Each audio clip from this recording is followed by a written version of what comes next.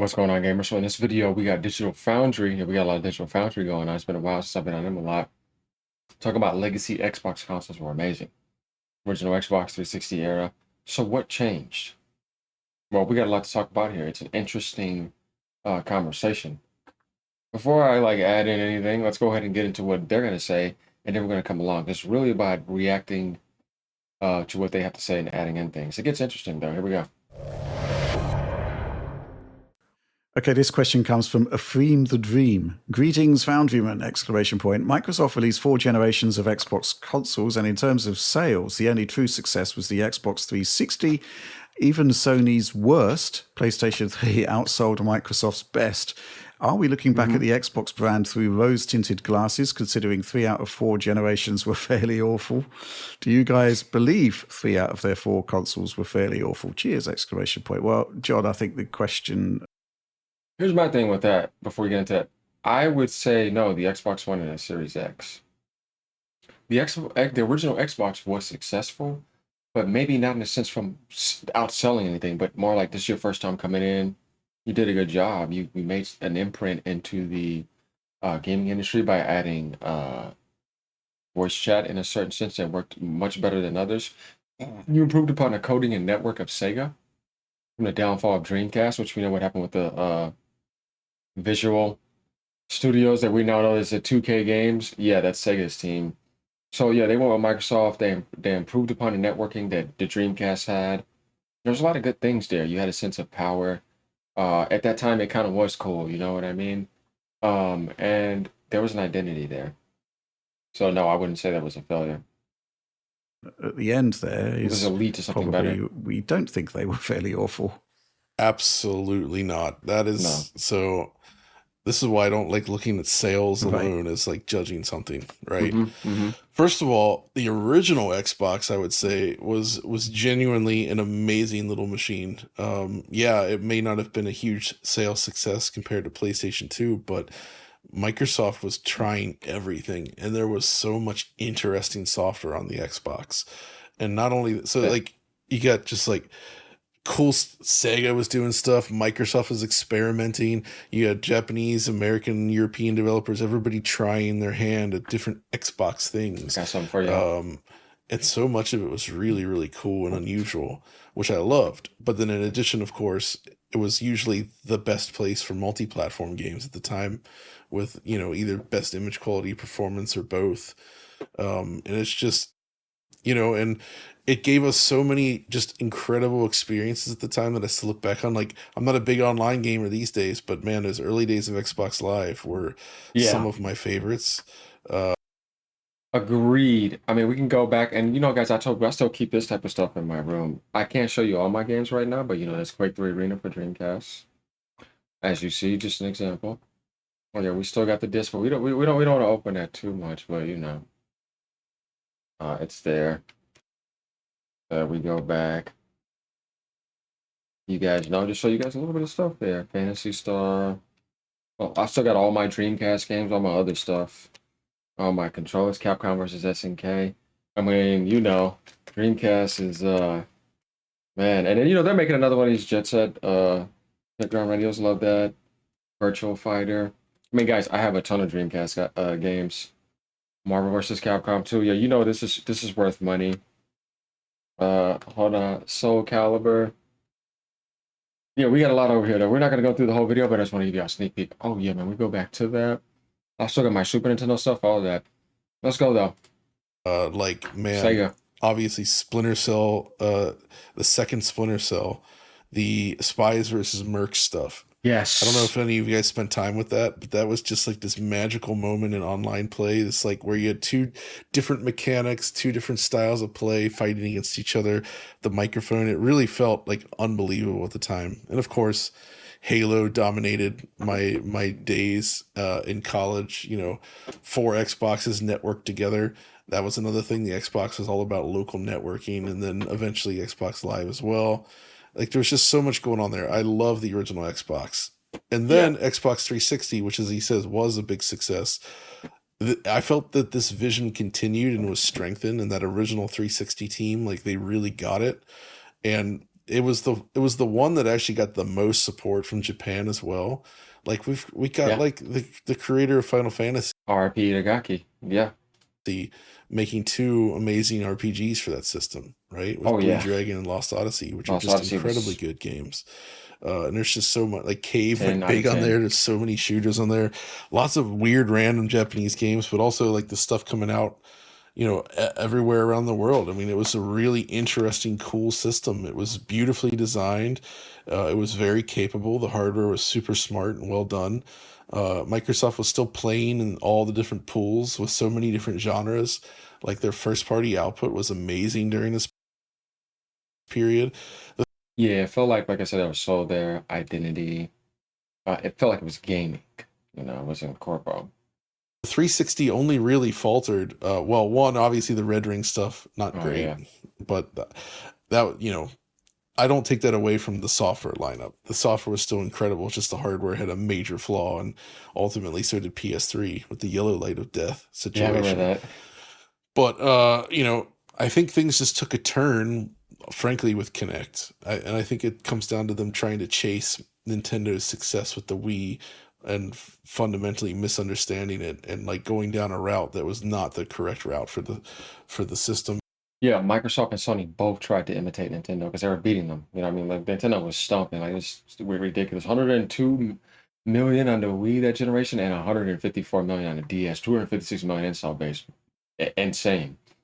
So Sony tried to do the PlayStation Move and copy the Wii. Microsoft tried to connect and try to do all that. They thought that they were going to get that trend and should have just stuck to what you knew, man, and stuck to that. That plus like deciding that, oh, we don't need first party studios that much anymore. We can get by with third Right. parties. Those decisions, man, that had such a horrible impact on everything that they built. Like all the No. founders and the creators that built Xbox up through the midway of Xbox 360, I feel like there was just this turn where that entire vision was compromised and they lost everything that Mm. made classic Xbox just so darn good. Because obviously that fed into Xbox One, which gave off But you see what he said? They tried to imitate and be want to be Nintendo, lost their identity, got lost. Never imitate. I'm telling you, stay authentic. You don't lose yourself. Mm-mm. Like Oscar Wilde said, be yourself. Everyone else is already taken. So you got to explore that. And I tell you, man, look what happened with Square when they tried to become Western. Remember? Went down. Capcom went down. No, stick to what you are. You see what I mean? And every time I've seen this, no good. Because you're not the shadow of somebody else unless you want to be, which is not going to be good as we see what happens with that every single time. Just all goes to hell. No good. to that horrible E3 showing and Don Matrick just putting his foot in his mouth over and over again. That And idiot. all the negativity around Xbox really stems down to that little period there, I feel, for a while, where it was just like the Kinect, the Xbox One, all this stuff was not good for Microsoft. But I feel like Xbox One actually kind of crawled back for a while. Like they started to turn the opinions around more. Towards the end, yeah, you thought we were going to lead into something with the Series X, but it was the same thing again, and actually even worse.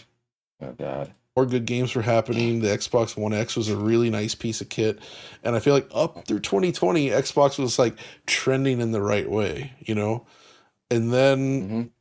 it just Oh, what's his face gave that sad. Like, I understand. Yeah, he's disappointed. I don't know if you guys caught that. Let me go back real quick. trending in the right way. And Mm-hmm. then it just, yeah, Series X, Yeah, despite being an amazing piece of hardware, like everything fell apart.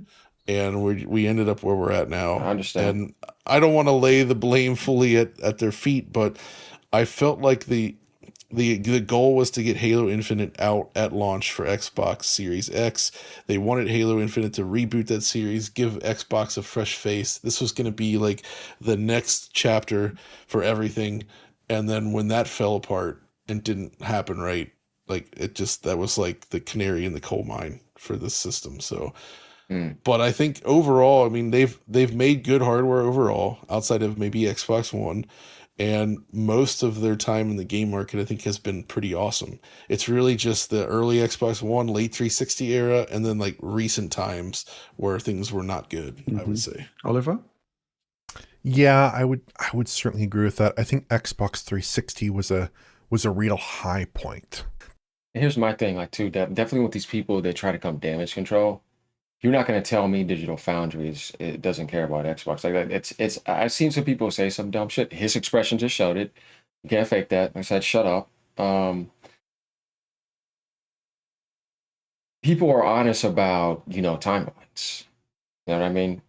There's people that are. There's not people that are fake about that. So that's why I love these guys because, like I said, they're very honest about their expressions. Sure, they were with IGN. They wanted to get free and independent, as we see, because that's not what they want. These guys are pretty straightforward, and I'm definitely a big fan of them. And I just, when I hear stuff from other people too, I'm like, who are you though? You're not in their position. You know what I mean? It's like, unless you can take their position, I can't really take you serious, man. Like all those people, I don't. That was such an extraordinary machine for the time. Hardware Yeah. design was incredible.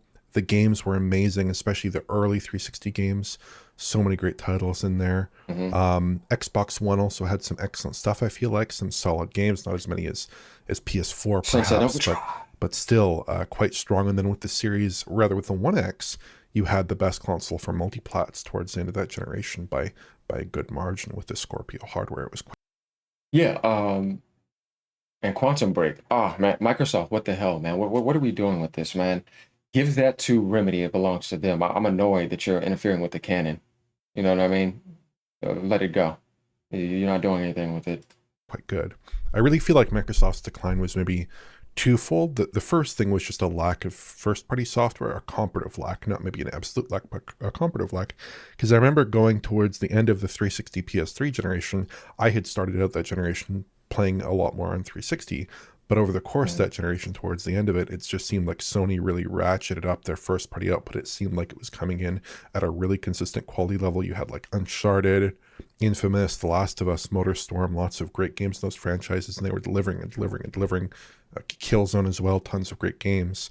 And Xbox didn't have the same volume. And then, of course, the second issue is the Kinect issue, and both those issues kind of led to the Xbox One generation maybe not being as good as it could have been. And then, of course, Series is kind of like it's still great in many respects, but certainly some compromises in there in the mix as well.